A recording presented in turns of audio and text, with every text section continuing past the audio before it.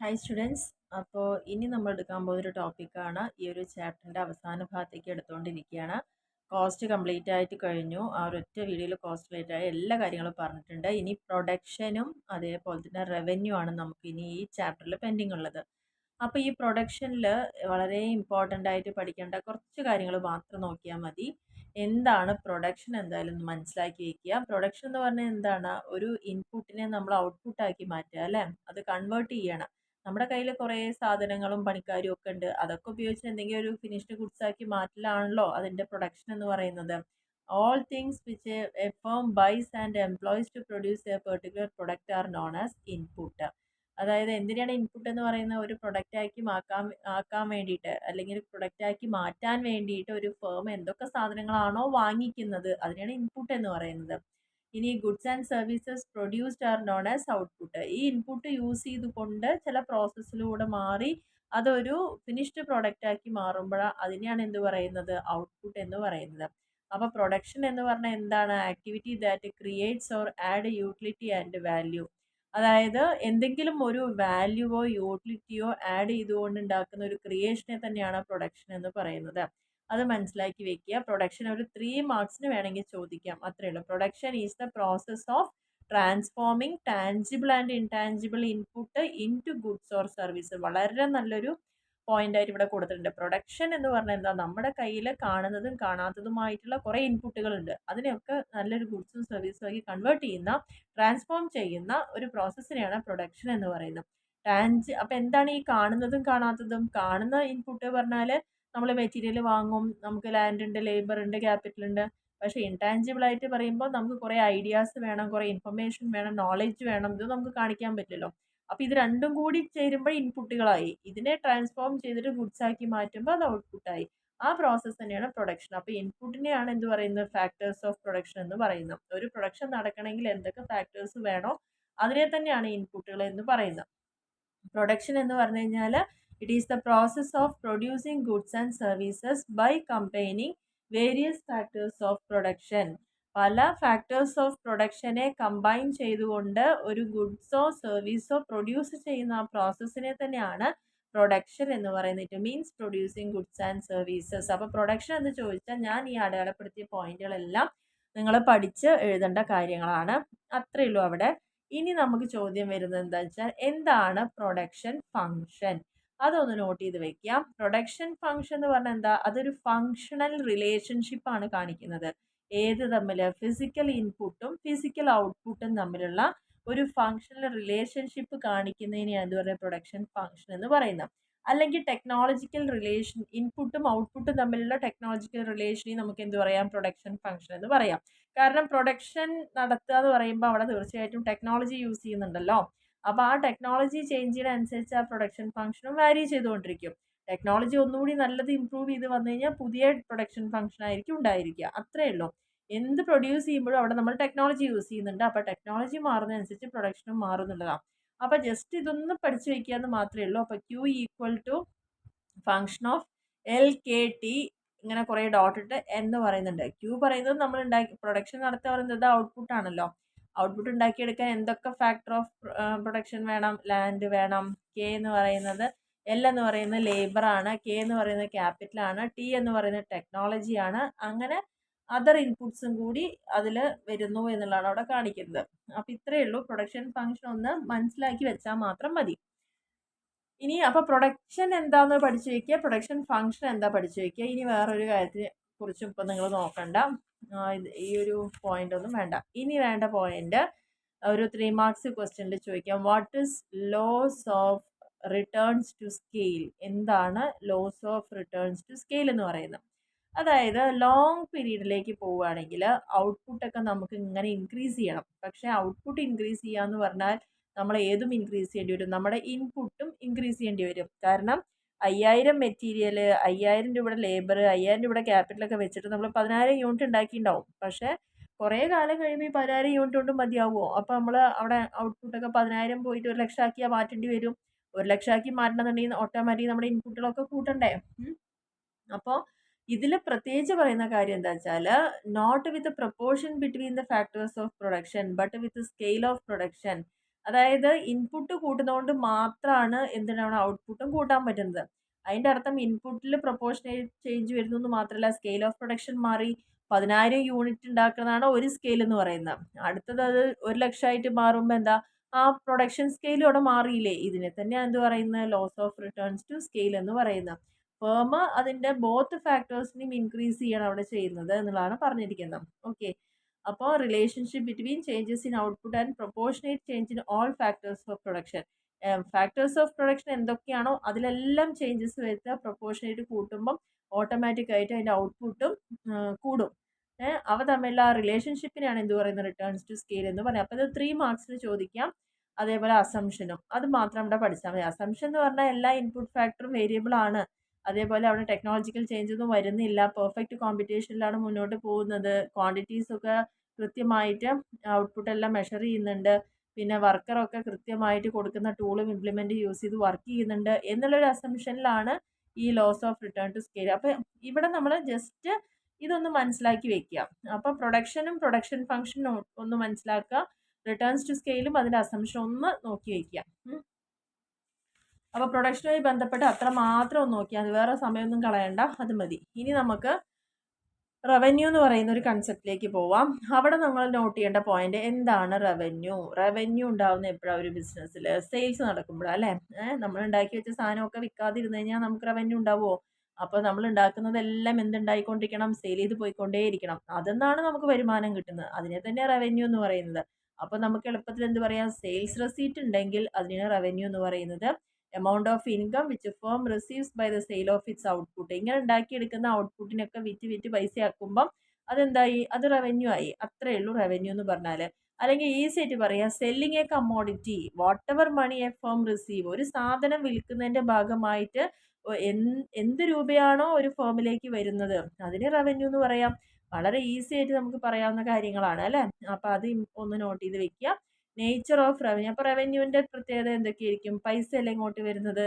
അപ്പം monetary measurement ആയിരിക്കും. കാരണം മോണിറ്ററി ടേംസിൽ റവന്യൂ പറയാൻ പറ്റുള്ളൂ. ഇത് സാധനം വിറ്റപ്പോൾ എനിക്ക് 100 രൂപ കിട്ടി, വിറ്റപ്പോൾ 50,000 കിട്ടി എന്ന് പറയുമ്പം മോണിറ്ററി മെഷർമെൻറ്റിൽ പറയാൻ പറ്റുന്നതാണ്. ആൻഡ് ഇതാണ് ഒരു ബിസിനസ്സിൻ്റെ ആദ്യത്തെ വരുമാന മാർഗം, വരുമാന സ്രോതസ്സ് എന്ന് പറയുന്നത് എന്താണ്, ഈ റവന്യൂ തന്നെയാണ്. സെയിലിൽ നിന്ന് കിട്ടുന്ന വരുമാനം തന്നെയാണ്. പിന്നെ varies by type of business. അതിൻ്റെ പ്രത്യേകത എന്ന് പറയുന്നത് എല്ലാ ബിസിനസ് ചെയ്താലും ഒരേ റവന്യൂ കിട്ടുമോ, ഇല്ല. ബിസിനസ്സുകൾ പലതരത്തിലുണ്ട്. അപ്പോൾ പലതരം ബിസിനസ്സുകളാകുമ്പോൾ പലതരത്തിലുള്ള റവന്യൂസ് ആയിരിക്കും ഉണ്ടായിരിക്കുക. പിന്നെ അതിനൊരു ടൈം ഫ്രെയിം ഉണ്ട്. ടൈം ഫ്രെയിം എന്ന് പറഞ്ഞു കഴിഞ്ഞാൽ കൃത്യമായിട്ട് റവന്യൂ നമ്മൾ എങ്ങനെയാണ് നോക്കുക, ഒന്നില്ലെങ്കിൽ എല്ലാ ദിവസവും വരുമാനം നോക്കാം, എല്ലാ മാസവും നോക്കാം, ഓരോ വർഷത്തിൽ നോക്കാം. അപ്പോൾ അതിന് കൃത്യമായിട്ടുള്ള ഒരു ടൈം പീരീഡ് അവിടെ ഉണ്ടായിരിക്കും. തീർച്ചയായിട്ടും ഈ റവന്യൂ എന്ന് പറയുമ്പം അതിൻ്റെ ഇമ്പാക്റ്റ് എവിടെ കാണും, പ്രോഫിറ്റബിലിറ്റിയിൽ റിഫ്ലക്റ്റ് ചെയ്യുന്നതാണ് പറയുന്നത് അല്ലേ. കാരണം ഒരു സ്ഥാപനത്തിൻ്റെ റവന്യൂ എന്ന് പറയുന്നത് നേരിട്ട് എവിടെയാണ് അത് റിഫ്ലക്റ്റ് ചെയ്യുക, അതിൻ്റെ പ്രോഫിറ്റബിലിറ്റിയിലാണ്. റവന്യൂ കൂടി പറഞ്ഞതിൻ്റെ അർത്ഥം എന്താ, പ്രോഫിറ്റ് കൂടി തന്നെയാണ്. അപ്പോൾ കോസ്റ്റിനെ നമുക്ക് കൺട്രോൾ ചെയ്ത് പോകാൻ പറ്റുന്നുണ്ട് എന്നാണ് അതിൻ്റെ അർത്ഥം. പിന്നെ ഈ റവന്യൂ ചിലപ്പോൾ സ്ഥിരമായി കിട്ടിക്കൊണ്ടിരിക്കുന്ന റവന്യൂ ഉണ്ടാവും, ചില സമയത്ത് മാത്രം പെട്ടെന്ന് കിട്ടുന്ന റവന്യൂസ് ഉണ്ടായിരിക്കും. അതാണ് റെക്കറിങ്ങും നോൺ റെക്കറിങ് എന്ന് പറയുന്നത്. റെക്കറിങ് എന്ന് പറഞ്ഞാൽ നമുക്ക് റെഗുലറായിട്ട് കിട്ടിക്കൊണ്ടിരിക്കുക. ഇപ്പോൾ എല്ലാ മാസവും ആളുകൾ നമ്മൾ സബ്സ്ക്രിപ്ഷൻ എടുക്കുമ്പോൾ അത് സ്ഥിരമാണ്, റെക്കറിങ് ആണ്. പക്ഷെ നോൺ റെക്കറിങ് പറഞ്ഞാൽ ചിലപ്പോൾ എന്താ, ഒറ്റ തവണ മാത്രം. ഇപ്പോൾ വലിയൊരു അസറ്റ് പെട്ടെന്ന് വിൽക്കേണ്ടി വന്നു, അതൊരു തവണ നമ്മൾ ചെയ്യുള്ളൂ, എല്ലാ പ്രാവശ്യം വിറ്റുകൊണ്ടിരിക്കില്ലല്ലോ. അപ്പോൾ അത് നോൺ റെക്കറിങ്. അങ്ങനെ അപ്പം റവന്യൂവിൻ്റെ നേച്ചർ എന്ന് പറഞ്ഞാൽ ഇതൊക്കെയാണ്. മോണിറ്ററി മെഷർമെൻ്റ് ആയിരിക്കും ഒരു സ്ഥാപനത്തിൽ ആദ്യത്തെ വരുമാന സ്രോതസ്സ് എന്ന് പറയാം. ബിസിനസ്സിനനുസരിച്ചിട്ട് അതിൻ്റെ മാറ്റങ്ങൾ അതിലുണ്ടായിരിക്കും. ടൈം ഫ്രെയിം ഉണ്ടായിരിക്കും. ആൻഡ് പ്രോഫിറ്റബിലിറ്റിയിലായിരിക്കും ഇത് ഇമ്പാക്റ്റ് കാണുന്നുണ്ടാവുക. റെക്കറിങ്ങും നോൺ റെക്കറിങ്ങും ഇതൊന്നും മനസ്സിലാക്കി വയ്ക്കുക. ഈ ഒരു കാര്യം ഒന്ന് ഓർത്ത് വയ്ക്കുക. ഒരു സ്ഥാപനത്തിലെ ലാഭം എന്ന് പറയുന്നത് എന്താ, നമുക്ക് എന്താണോ റവന്യൂ കിട്ടുന്നത് അതിൽ നിന്ന് അത് ഉണ്ടാക്കിയെടുക്കാൻ എന്ത് ചിലവാണോ ഉണ്ടായത് അത് കുറച്ചാൽ കിട്ടുന്ന വ്യത്യാസത്തിനെയാണ് നമുക്ക് എന്ത് പറയുക, പ്രോഫിറ്റ് എന്ന് പറയുക. അപ്പോൾ അങ്ങനെയാണെങ്കിൽ റവന്യൂ എന്ന് പറഞ്ഞാൽ എന്തായിരിക്കും, ഈ ഉണ്ടാക്കിയെടുക്കാൻ വന്ന ചിലവും പ്ലസ് അതിൻ്റെ പ്രോഫിറ്റും കൂടി ചേരുമ്പോഴാണ് അതിൻ്റെ റവന്യൂ എന്ന്. ഇതൊന്ന് മനസ്സിലാക്കി വയ്ക്കുക. അത്ര മാത്രമേ അവിടെ നമുക്ക് നോക്കാനുള്ളൂ. ഇനി നമുക്ക് പഠിക്കാനുള്ള കുറച്ച് റവന്യൂകളുണ്ട്. Revenue concept, types of revenue. ഇതൊന്ന് ഇമ്പോർട്ടൻ്റ് ആയിട്ട് നോട്ട് ചെയ്യേണ്ട പോയിൻ്റാണ്. എത്ര തരം റവന്യൂ ഉണ്ട് എന്നുള്ളത്. അപ്പോൾ അതൊന്ന് ജസ്റ്റ് നോക്കുക. ടോട്ടൽ റവന്യൂ, പേര് തന്നെ നമുക്കറിയാലോ എന്താണ് ടോട്ടൽ റവന്യൂ പറഞ്ഞാൽ. നമ്മൾ ഉണ്ടാക്കി വെച്ച സാധനങ്ങൾ മൊത്തം കൊടുത്തു കഴിഞ്ഞാൽ ഒരു ഗിവൺ പ്രൈസിനായിരിക്കും കൊടുക്കുക അല്ലേ. കൊടുക്കുമ്പോൾ അതിൽ നിന്ന് വരുമാനം കിട്ടുമ്പോൾ അതിനെ തന്നെയാണ് ടോട്ടൽ റവന്യൂ എന്ന് പറയുന്നത്. അതായത് ടോട്ടൽ സെയിൽ പ്രൊസീഡ്സ്. കണ്ടോ, മൊത്തത്തിൽ ഒരു കമ്പനി എത്ര പ്രൊഡക്ഷൻ നടത്തി, എത്ര മൊത്തത്തിൽ വിറ്റു എന്നുള്ള അതിന് കിട്ടുന്നതിനെയാണ് ടോട്ടൽ റവന്യൂ എന്ന് പറയുന്നത്. നമ്മൾ എത്ര ക്വാണ്ടിറ്റി പ്രൊഡ്യൂസ് ചെയ്തു ഇൻറ്റു അതിൻ്റെ സെല്ലിംഗ് റേറ്റ് അല്ലേ, അതാണ് ടോട്ടൽ സെയിൽസ്. അതിനെ തന്നെ ടോട്ടൽ റവന്യൂ എന്ന് പറയുന്നത്. അത്രയും മനസ്സിലാക്കി വെച്ചാൽ മതി. അവിടെ ആവറേജ് റവന്യൂ എന്ന് പറയുന്നുണ്ട്. ആവറേജ് റവന്യൂ എന്ന് പറഞ്ഞു കഴിഞ്ഞാൽ നമ്മളുടെ ഔട്ട്പുട്ട് എത്രയാണോ കൊടുത്തത് അതിലത്തെ ഒരു യൂണിറ്റ് ഓഫ് ഔട്ട്പുട്ടിൽ നിന്ന് കിട്ടുന്ന റവന്യൂവിനെയാണ്, യൂണിറ്റ് വൈസ് ആയിട്ട് പറയുകയാണെങ്കിൽ ഒരു യൂണിറ്റ് ഓഫ് ഔട്ട്പുട്ടിൽ നിന്ന് കിട്ടുന്ന റവന്യൂവിനാണ് ആവറേജ് റവന്യൂ എന്ന് പറയുന്നത്. അല്ലെങ്കിൽ it is the revenue per unit of the commodity sold. എത്ര കമ്മോഡിറ്റി നമ്മൾ സെല്ല് ചെയ്തോ അതിൽ ഒരു യൂണിറ്റ് കമ്മോഡിറ്റി സെല്ല് ചെയ്യുമ്പോൾ നമുക്ക് എന്ത് കിട്ടുന്നോ അതിനാണ് ആവറേജ് എന്ന് പറയുന്നത്. ഓക്കെ, ഇനി പഠിക്കേണ്ടത്, ഞാൻ ഈ മാർക്ക് ചെയ്ത് മാത്രം ഒന്ന് നോക്കിയാൽ മതി, മാർജിനൽ റവന്യൂ. മാർജിനൽ എന്ന വാക്ക് നമ്മൾ കുറേ ആയിട്ട് കേട്ടുകൊണ്ടിരിക്കുന്നുണ്ട്. അഡീഷണൽ എന്നുള്ളതിന് അർത്ഥം ഒന്ന് ഓർത്ത് വയ്ക്കുക. അപ്പോൾ നമുക്ക് എന്താ, ഒരു കമ്മോഡിറ്റി വിൽക്കുമ്പം അഡീഷണൽ ആയിട്ട് ഒരു യൂണിറ്റ് വിൽക്കുന്നതിൻ്റെ ഭാഗമായിട്ട് കിട്ടുന്ന റവന്യൂവിനെയാണ് മാർജിനൽ റവന്യൂ എന്ന് പറയുന്നത്. കാരണം in addition to total revenue by selling one more unit of the commodity. ഇപ്പോൾ 10,000 യൂണിറ്റ് വിൽക്കുമ്പോൾ നമുക്ക് ഇത്ര രൂപ കിട്ടി. പക്ഷേ 10,001ാമത്തെ യൂണിറ്റ് വിൽക്കുമ്പോൾ പറയുമ്പം ആ ഒരു യൂണിറ്റ് എക്സ്ട്രാ വിൽക്കുമ്പോൾ കിട്ടുന്ന ലാഭത്തിനെയാണ് മാർജിനൽ റവന്യൂ എന്ന് പറയുന്നത്. അപ്പോൾ നമുക്ക് ടോട്ടൽ റവന്യൂ എന്താണെന്ന് പറഞ്ഞു തന്നു, ആവറേജ് റവന്യൂ എന്താണെന്ന് പറഞ്ഞു തന്നു, ഒരു യൂണിറ്റ് വിൽക്കുമ്പോൾ വരുന്ന, അതായത് ടോട്ടൽ കമ്മോഡിറ്റി സോൾഡ് ചെയ്യുമ്പം അതിൽ ഒരു യൂണിറ്റിൻ്റെ മാത്രം പ്രൈസ് നമ്മൾ നോക്കുകയാണെങ്കിൽ അതിനെയാണ് ആവറേജ് റവന്യൂ എന്ന് പറയുന്നത്. മാർജിനൽ റവന്യൂ എന്ന് പറഞ്ഞു കഴിഞ്ഞാൽ ടോട്ടൽ ഔട്ട്പുട്ട് എത്രയാണോ അതിനോടുകൂടി ഒരു യൂണിറ്റ് കൂടി നമ്മൾ അധികമായി വിൽക്കുമ്പോൾ ആ ഒരു യൂണിറ്റ് അധികം വിൽക്കുന്നതിൻ്റെ റവന്യൂവിനെയാണ് മാർജിനൽ റവന്യൂ എന്ന് പറയുന്നത്. ഇനി നമുക്ക് നോക്കേണ്ടതാണ് ഇൻക്രിമെൻ്റൽ റവന്യൂ എന്താണെന്നുള്ളത്. ഇൻക്രിമെൻ്റൽ റവന്യൂ പറഞ്ഞാൽ എന്താ, റവന്യൂ ഇൻക്രീസ് ചെയ്തു അത് കൂടി എന്നുള്ളതാണ്. അപ്പോൾ അങ്ങനെ വരുമ്പം നമ്മൾ ആദ്യം പറയുന്നത് എക്സിസ്റ്റിംഗ്, നിലവിൽ നമുക്ക് 20,000 കിട്ടിക്കൊണ്ടിരുന്നു, ഇപ്പം നമുക്ക് കിട്ടുന്നത് 30,000. അപ്പോൾ ഇവ തമ്മിലൊരു വ്യത്യാസം ഉണ്ടായിരിക്കുമല്ലോ. 20,000 നിന്ന് 30,000 ആകുമ്പം 10,000 ആണ് അതിൻ്റെ അധികം വന്നത്. ആ അധികമായിട്ട് വരുന്ന റവന്യൂവിനെ തന്നെ എന്ത് പറയുന്നത്, ഇൻക്രിമെൻ്റൽ റവന്യൂ എന്ന് പറയുന്നത്. അത്ര മാത്രമേ ഉള്ളൂ. ഓൾഡ് റവന്യൂ ഉണ്ടാവും, ന്യൂ റവന്യൂ ഉണ്ടാവും. ന്യൂ റവന്യൂ എന്ന് ഓൾഡ് റവന്യൂ ലെസ് ചെയ്ത് കഴിഞ്ഞാൽ കിട്ടുന്നതാണ് അതിൻ്റെ അധികം എന്ന് പറയുന്നത്, ഇൻക്രീസ് എന്ന് പറയുന്നത്. ഓക്കെ, അത്രയും കാര്യങ്ങൾ മാത്രം ഒന്ന് നോട്ട് ചെയ്താൽ മതി.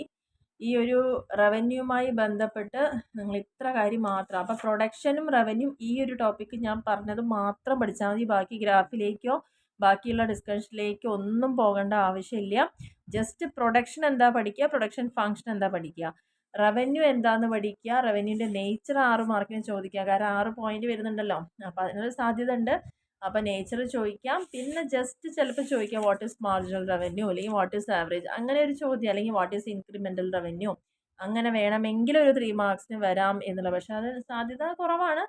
അപ്പോൾ അതുകൊണ്ട് ഞാൻ പറഞ്ഞത്, വന്നാലും നിങ്ങൾ എഴുതാതെ പോകരുത്. ഈ കാര്യങ്ങളൊന്ന് മനസ്സിലാക്കി വയ്ക്കാം. ബാക്കി ഇനി പ്രോബ്ലംസ് ആണ്. അപ്പോൾ പ്രോബ്ലംസ് വേണമെങ്കിൽ നെക്സ്റ്റ് ഒരു വീഡിയോ ആയിട്ട് തന്നെ ചെയ്താൽ മതിയോ, അല്ലെങ്കിൽ ജസ്റ്റ് ഇതൊന്ന് പറഞ്ഞു പോവാം, അല്ലെങ്കിൽ ഒറ്റ വീഡിയോയിൽ തന്നെ നമുക്ക് കംപ്ലീറ്റ് ചെയ്യാം.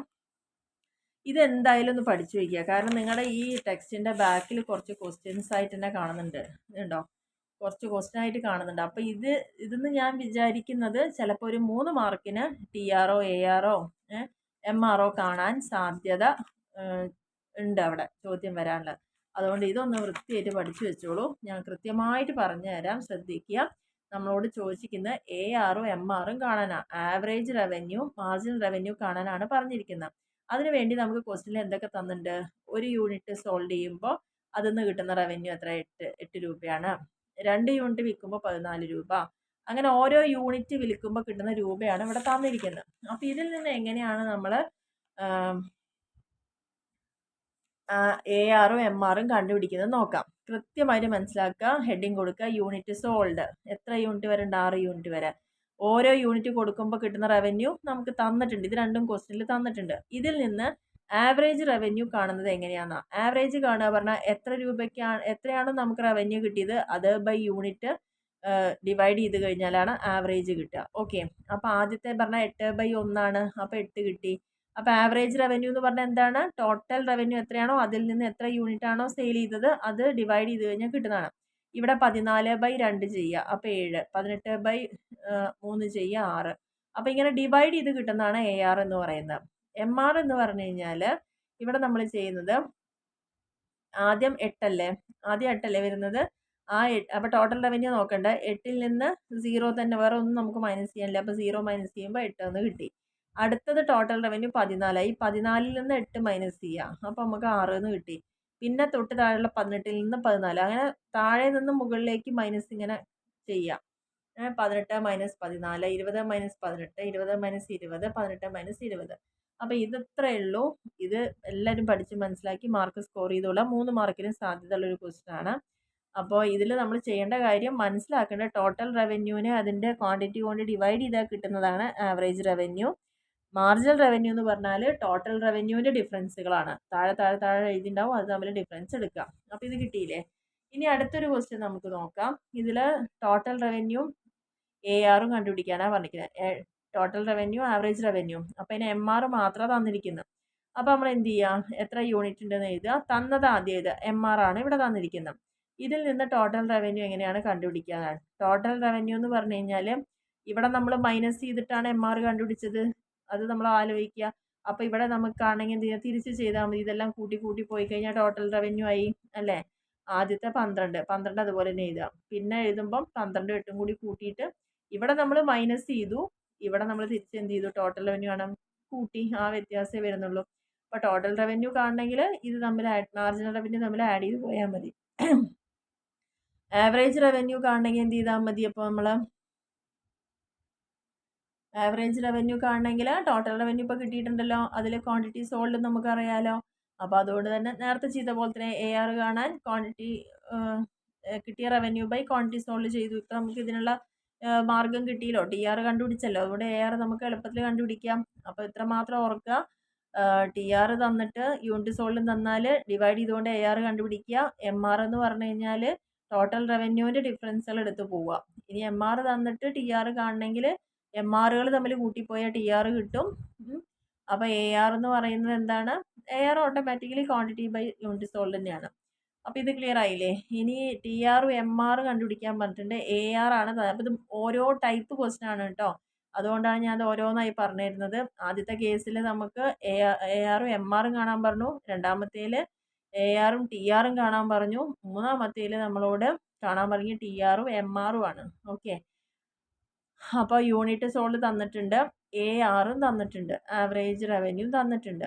ഇതിൽ നിന്ന് എങ്ങനെ TR കാണും? കാരണം ഇവിടെ നമ്മൾ ചെയ്യേണ്ടത് ആദ്യത്തത് എമൗണ്ട് 10 തന്നെയാണ് വരിക.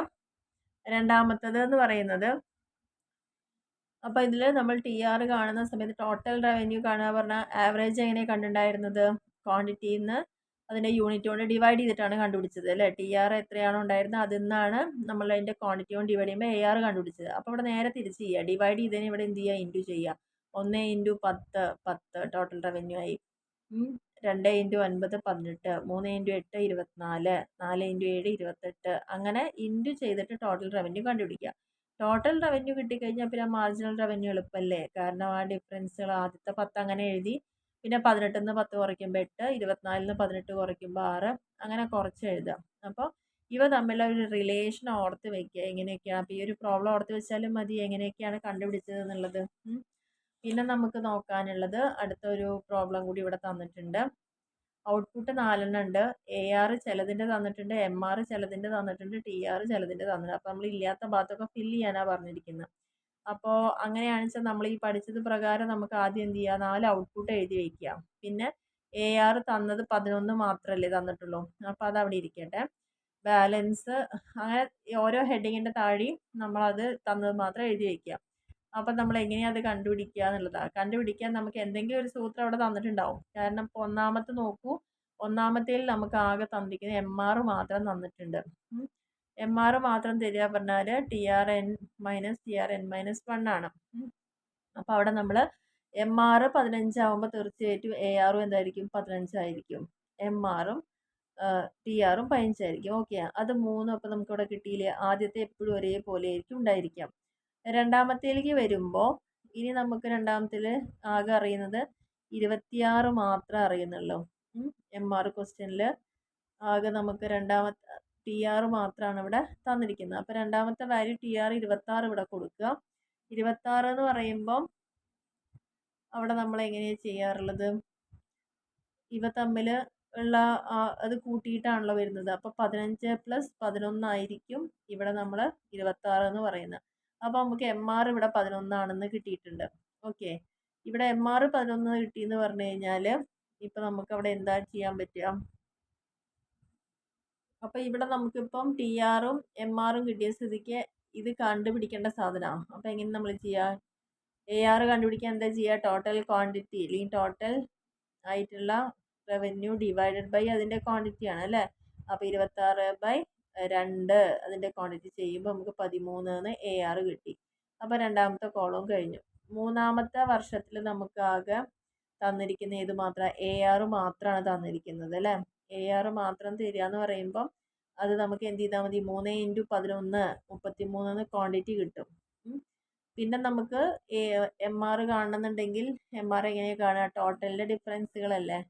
അപ്പോൾ അതുകൊണ്ട് തന്നെ നമുക്ക് എന്ത് ചെയ്താൽ മതി? 33 26 മൈനസ് ചെയ്ത് കഴിഞ്ഞാൽ എത്ര കിട്ടും? 7 അവിടെ കിട്ടി. അപ്പോൾ MRഉം കിട്ടി. നാലാമത്തെ ഇതിൽ നമുക്ക് ആകെ തന്നിരിക്കുന്നത് എന്ത് മാത്രം? തന്നിരിക്കുന്നത് MR മാത്രമാണ് തന്നിരിക്കുന്നത്. അപ്പം 3 MRൻ്റെ അവിടെ എഴുതി വയ്ക്കുക. 3 MRൻ്റെ അവിടെ എഴുതി വെച്ച് കഴിഞ്ഞാൽ നമുക്കവിടെ എന്ത് മനസ്സിലാവും? ഈ 33 ഇവിടെ ഓൾറെഡി കിട്ടിയതല്ലേ, അതിനോട് 3 കൂട്ടിക്കഴിഞ്ഞാൽ എന്ത് കിട്ടും? 36 എന്ന് ടോട്ടൽ റവന്യൂ കിട്ടും. ടോട്ടൽ റവന്യൂ കിട്ടിക്കഴിഞ്ഞാൽ നമുക്ക് എന്ത് ചെയ്താൽ മതി? അതിൻ്റെ ക്വാണ്ടിറ്റി കൊണ്ട് ഡിവൈഡ് ചെയ്താൽ ആവറേജ് റവന്യൂ കിട്ടും. അപ്പോൾ 36/4 ചെയ്യുമ്പോൾ 9 കിട്ടി. അപ്പോൾ നമുക്ക് എല്ലാം കിട്ടിയില്ലേ? അപ്പോൾ ഇങ്ങനെ ഒരു റിലേഷൻ വെച്ചിട്ട് നമുക്ക് മനസ്സിലാക്കി ചെയ്യാവുന്ന പ്രോബ്ലംസ് ആണ് ഇതൊക്കെ. അതേപോലെ തന്നെ ഇവിടെയും തന്നിട്ടുണ്ട് TRഉം ARഉം MRഉം കാണാൻ വേണ്ടിയിട്ട്. ഇത് മൂന്നും കൂടി കാണാനുള്ളതാണ് ചോദിച്ചിരിക്കുന്നത്. ഇതുവരെയുള്ള ക്വസ്റ്റ്യനിൽ നമുക്ക് ഏതെങ്കിലും ഒന്ന് തന്നിട്ട് ബാക്കി രണ്ടെണ്ണം കണ്ടുപിടിക്കലായിരുന്നു. ഇവിടെ മൂന്നും കാണാനാണ്. അപ്പോൾ ഒന്നുമില്ല, ഓരോ യൂണിറ്റ് എത്ര സോൾഡ് ചെയ്തു കാണിച്ചു, എത്ര രൂപയ്ക്ക് വിറ്റിട്ടുണ്ടെന്ന് കാണിച്ചു. 10 യൂണിറ്റ് 1 രൂപ പ്രകാരം 10 രൂപയ്ക്ക് കൊടുത്തിട്ടുണ്ടാവും. അങ്ങനെ കൊടുത്തിട്ടുണ്ട്. അപ്പം നമ്മൾ തന്നതിൽ എല്ലാം എഴുതി, യൂണിറ്റ് സോൾഡ് എഴുതി, അതിൻ്റെ പ്രൈസുകൾ നേരിട്ട് എഴുതി. അപ്പം നമുക്ക് കാണുന്നത് TR AR MR. അപ്പോൾ TR AR MR ഹെഡിങ് കൊടുത്തു. ആദ്യം നമുക്ക് ടോട്ടൽ റവന്യൂ ആണ് കാണുന്നത്. ടോട്ടൽ റവന്യൂ പറഞ്ഞാൽ എത്ര നമ്മൾ സെല്ല് ചെയ്തിട്ടുണ്ടോ, ഒരു യൂണിറ്റിന് എത്ര രൂപ? 7 രൂപ. അങ്ങനെ 4 യൂണിറ്റ് സെല്ല് ചെയ്തിട്ടുണ്ടെങ്കിൽ നമുക്ക് എത്ര രൂപ കിട്ടിയിട്ടുണ്ടാവും? 28 രൂപ കിട്ടിയിട്ടുണ്ടാവും. അപ്പോൾ ടോട്ടൽ റവന്യൂ കാണാൻ ഒന്നുമില്ല, യൂണിറ്റ് സോൾഡ് ഇൻറ്റു അതിൻ്റെ പ്രൈസ് ചെയ്താൽ മതി. അപ്പോൾ ഇവിടെ അങ്ങനെ ടോട്ടൽ റവന്യൂ കിട്ടും. 5 × 6 30, 6 × 5 30, 7 × 4 28. ടോട്ടൽ റവന്യൂ പറഞ്ഞാൽ എത്ര യൂണിറ്റ് സെല്ല് ചെയ്തോ അതിൻ്റെ പ്രൈസ് കൊണ്ട് ഇൻറ്റു ചെയ്താൽ കിട്ടുന്ന ടോട്ടൽ റവന്യൂ. ടോട്ടൽ റവന്യൂ കിട്ടിക്കഴിഞ്ഞാൽ നമുക്ക് ഇനി എന്ത് കണ്ടുപിടിക്കാം? ആവറേജ് റവന്യൂ കണ്ടുപിടിക്കാം. ആവറേജ് റവന്യൂ എന്ന് പറഞ്ഞാൽ എന്താണ്? ടോട്ടൽ ഡിവൈഡഡ് ബൈ അതിൻ്റെ യൂണിറ്റ് സോൾഡ് ആണ്. അപ്പോൾ 28/4 ചെയ്യുമ്പോൾ 7, 30/5 ചെയ്യുമ്പോൾ 6, 30/6 ചെയ്യുമ്പോൾ 5, 28/7 ചെയ്യുമ്പോൾ 4. ഡിവൈഡ് ചെയ്ത് കിട്ടുന്നതാണല്ലോ ആവറേജ് എന്ന് പറയുന്നത്. ടോട്ടൽ ബൈ അതിൻ്റെ unit number of unit sold. ഇനി MR എന്ന് പറയുമ്പം ടോട്ടലിൻ്റെ ഡിഫറൻസ് എടുക്കണം. 28-ന് പ്രത്യേകിച്ച് ഫസ്റ്റ് ഒന്നുമില്ല. 30 - 28 പറയുമ്പോൾ 2, 30 - 30 0, 28 - 30 പറയുമ്പോൾ -2 ആണ് വരിക. അങ്ങനെ ഇത് തമ്മിലുള്ള ഡിഫറൻസ് എടുത്ത് എഴുതുക. അപ്പോൾ എല്ലാ ടൈപ്പ് പ്രോബ്ലം ഇവിടെ വന്നിട്ടുണ്ട്. ഇതെന്തായാലും ഒന്ന് പഠിച്ച് വയ്ക്കുക. വരികയാണെങ്കിൽ നിങ്ങളത് ചെയ്യുക കേട്ടോ. അപ്പോൾ ഇത്ര മാത്രം ചോദ്യങ്ങളാണ് ഈ ഒരു പോർഷനിൽ നമുക്ക് എക്സ്പെക്റ്റ് ചെയ്യേണ്ടതുള്ളൂ. ഇനി ഈ ഒരു മോഡലും കൂടി ജസ്റ്റ് വേണമെങ്കിൽ ഒന്ന് നോക്കി വയ്ക്കാം. ഇങ്ങനെ പ്രോബ്ലം വരാൻ സാധ്യത കുറവാണ്. ഇനി നിങ്ങളുടെ ടെക്സ്റ്റിൽ ഇത്രയും പറയുന്നതുകൊണ്ട് ചിലപ്പോൾ ഒരു പ്രോബ്ലം എങ്ങാനും വരാനും സാധ്യത ഉണ്ട്. ഇവിടെ നോക്കൂ, ഒരു ടോയ് ടെല്ലർ സെല്ല് ചെയ്യുന്നത് 5 ടോയ്സ് ആണ്. പ്രൈസ് ഒരു ടോയുടെ വില 50 രൂപയാണ്. അങ്ങനെ 5 ടോയ് വിറ്റു പറഞ്ഞാൽ 250 രൂപയാണ്. മാർജിനൽ റവന്യൂ ഫ്രം 6ാമത്തെ ഒരു ടോയ് വിൽക്കുമ്പം അയാൾക്ക് 38 രൂപ കിട്ടുന്നുണ്ട്. അങ്ങനെയാണെങ്കിൽ 6ാമത്തെ ടോയുടെ പ്രൈസ് എന്തായിരിക്കും എന്നാണ് നമ്മളോട് ചോദിച്ചിരിക്കുന്നത്. അപ്പോൾ നമ്മൾ കണ്ടുപിടിക്കേണ്ടത് എന്താ? ഇതേ ചെയ്ത കാര്യങ്ങൾ തന്നെ ഇവിടെ അപ്ലൈ ചെയ്യുന്നത്. 5 ടോയ് വിറ്റപ്പോൾ 50 രൂപയ്ക്ക് വിറ്റപ്പോൾ 250 രൂപ നമ്മുടെ കയ്യിൽ കിട്ടിയിട്ടുണ്ട്. ഓക്കെ ആണല്ലോ. 6ാമതൊരു ടോയ് വിറ്റപ്പോൾ നമുക്ക് കിട്ടിയിരിക്കുന്നത് 38 രൂപയാണ്. അതും തന്നിട്ടുണ്ട്. അപ്പോൾ 6ാമത്തെ ടോയുടെ ടോട്ടൽ റവന്യൂ പറഞ്ഞാൽ എത്ര? ഈ 5 വിറ്റപ്പോൾ 250 കിട്ടിയിട്ടുണ്ടല്ലോ. അതിൻ്റെ ഒപ്പം 38 രൂപയും കൂടി കിട്ടിയപ്പോൾ നമ്മൾ 288 രൂപയ്ക്കാണ് വിറ്റിരിക്കുന്നത് 6 ടോയ്കൾ ഉൾപ്പെടെ. അപ്പോൾ ആവറേജ് റവന്യൂ കാണണമെന്ന് എന്ത് ചെയ്താൽ മതി, എത്ര മൊത്തം വിറ്റിട്ടുണ്ട്, നമ്മൾ 6 ടോയ് വിറ്റിട്ടുണ്ട്, നമുക്ക് എത്ര രൂപ കിട്ടി, മൊത്തം 288 കിട്ടിയിട്ടുണ്ട്. 288/6 ചെയ്താൽ 48 രൂപയാണ് ആവറേജ് റവന്യൂ വരുന്നത്. അപ്പോൾ 6ാമത്തെ ടോയുടെ വില എന്ന് പറയുന്നത് എത്ര രൂപയായിരുന്നു, 48 രൂപയായിരുന്നു വില. കാരണം ഇവിടെ നമ്മൾ ഒരു ടോയ് 50 രൂപയ്ക്കാണ് കൊടുത്തത്. അങ്ങനെ 5 ടോയ്സ് കൊടുത്താണ് 250. 6ാമത്തെ ടോയ് പക്ഷെ 50 രൂപയ്ക്ക് കൊടുത്തിട്ടില്ല. എത്ര രൂപയ്ക്കാണ് കൊടുത്തത്, 48 രൂപയ്ക്കാണ് കൊടുത്തത്. ഓക്കെ, അപ്പം അങ്ങനെയൊക്കെ ഒരു ചിലപ്പോൾ കണ്ടുപിടിക്കാൻ വേണ്ടിയിട്ട് പ്രോബ്ലം വരാം എന്നുള്ളതാണ് ചാൻസ്. അപ്പം അതുകൊണ്ട് അങ്ങനെയൊക്കെ ഒന്ന് ചിന്തിച്ച് ഈ ഒരു റിലേഷൻ മനസ്സിലായാൽ നിങ്ങൾക്ക് അത് ചിന്തിച്ച് ചെയ്യാവുന്നേ ഉള്ളൂ. അപ്പം നമ്മുടെ ഈ ഒരു 2ാമത്തെ ചാപ്റ്ററിലെ ഇമ്പോർട്ടൻ്റ് ആയിട്ടുള്ള ടോപ്പിക്കുകൾ മാത്രമേ ഡിസ്കസ് ചെയ്തിട്ടുള്ളൂ. ആ ടോപ്പിക്കുകളും ഈ പ്രോബ്ലം എന്തായാലും ഒന്ന് നോക്കിക്കോളൂ. കാരണം 3 മാർക്കിനൊക്കെ സാധ്യത ഉണ്ടെന്ന് തോന്നുന്നു, അറിയില്ല. എക്കണോമിക്സിൽ അങ്ങനെ വല്ലാത്ത പ്രോബ്ലം ഒന്നും പൊതുവേ നമ്മുടെ കൊമേഴ്സിലൊക്കെ ചോദിച്ച് കാണാറില്ല. എങ്കിലും ഇത്രയും വന്നതുകൊണ്ട് അതും കൂടി നോട്ട് ചെയ്ത് വെച്ചാൽ മതി. ആ റിലേഷൻ ഒന്ന് ഐഡിയ കിട്ടിക്കഴിഞ്ഞാൽ അത് വെച്ച് നിങ്ങൾ കണ്ടുപിടിച്ചാൽ മതി. ഓക്കെ, അപ്പോൾ നമ്മുടെ 2ാമത്തെ ചാപ്റ്റർ എന്ന് പറഞ്ഞാൽ foundation of demand and supply ആണ്. അതിൽ ഓരോ പോയിന്റുകൾ, എന്താണ് ഡിമാൻഡ്, എന്താണ് demand analysis, demand marginal utility പഠിച്ചോളൂ, ഡിമാൻഡ് ഫോർകാസ്റ്റിങ്ങും ഡിമാൻഡ് എസ്റ്റിമേഷനും അതിൻ്റെ ഫാക്ടേഴ്സും അതിൻ്റെ ഡിഫറെൻറ്റ് സ്റ്റെപ്സും ടെക്നിക്കുകളും കോസ്റ്റും ഡിഫറെൻറ്റ് ടൈപ്സ് ഓഫ് കോസ്റ്റുകളും അതേപോലെ തന്നെ പ്രൊഡക്ഷനും പ്രൊഡക്ഷൻ ഫങ്ഷനും പിന്നെ ജസ്റ്റ് റിട്ടേൺസ് ടു സ്കെയിലും എന്താണ് റവന്യൂ, അതിൻ്റെ നേച്ചർ, ആ ഡിഫറെൻറ്റ് ടൈപ്സ് ഓഫ് റവന്യൂ കൺസെപ്റ്റുകൾ ജസ്റ്റ് നോക്കുക. അത്ര മാത്രമേ ഉള്ളൂ. അപ്പോൾ ഇതോടെ നമ്മുടെ 2nd ചാപ്റ്റർ ഇവിടെ കംപ്ലീറ്റ് ആയിട്ടുണ്ട്.